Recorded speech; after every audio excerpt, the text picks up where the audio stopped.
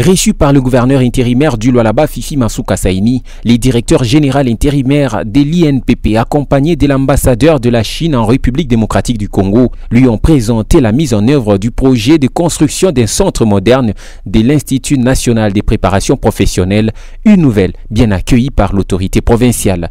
Juste après, la délégation du directeur général intérimaire de l'INPP et celle de l'ambassadeur chinois en République démocratique du Congo ont effectué une descente sur les sites Mandrandele où sera érigé les centres modernes de l'Institut national des préparations professionnelles. Le projet, il faut dire, avait connu un retard par l'effet de la Covid.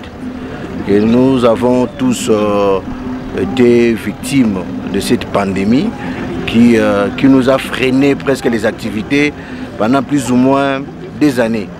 Les activités ont été freinées et puis la Chine principalement a été frappée par la Covid, ce qui fait que les experts chinois qui étaient ici déjà sur place ne pouvaient pas continuer à travailler. On avait tout arrêté et maintenant, comme le monde commence un peu à se réveiller de ce Covid, nous pensons que le projet va effectivement commencer.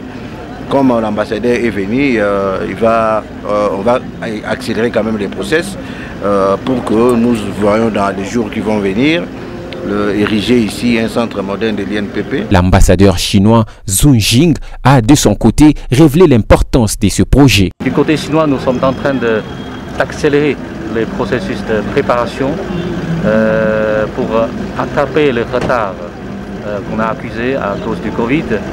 Ce que j'aimerais souligner, c'est que le projet de l'INPP de Kolwezi, c'est un grand projet de la coopération intergouvernementale entre la Chine et la RDC.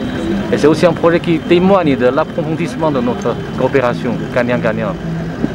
Avec la réalisation de ce projet, on aimerait aider les autorités congolaises à former de plus en plus de main-d'œuvre qualifiée pour accompagner le processus d'industrialisation et le développement économique et social du pays.